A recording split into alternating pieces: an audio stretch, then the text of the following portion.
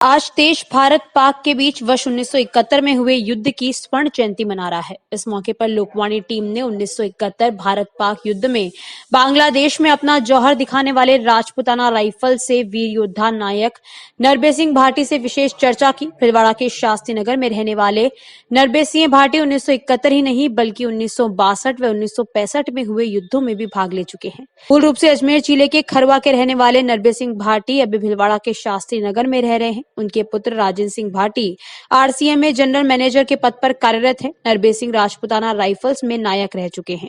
उन्होंने 1971 का भारत पाक युद्ध की आज स्वर्ण जयंती है और आज इस मौके पर हम मौजूद हैं उस वक्त के तत्कालीन राजपूताना राइफल्स के नायक नरबे सिंह जी खरवा के साथ, जिन्होंने उस वक्त इनकी जो बटालियन थी राजपूताना राइफल्स कलकत्ता के पास मौजूद थी और वहीं से इनको बांग्लादेश की ओर कूच करने का आदेश मिला था।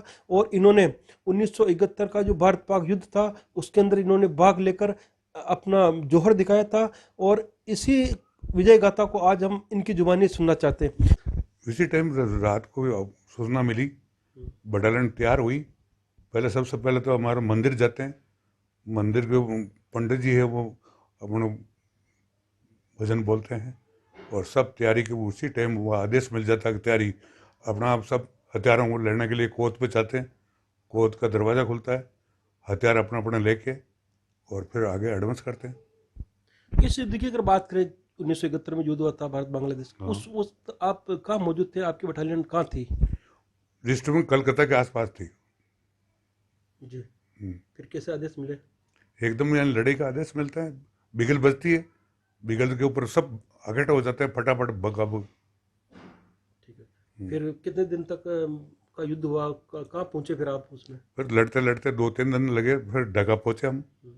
ढाका में फिर उनको सबको रेस्ट किया, उन्होंने सरेंडर कर दिया कर्नल ने।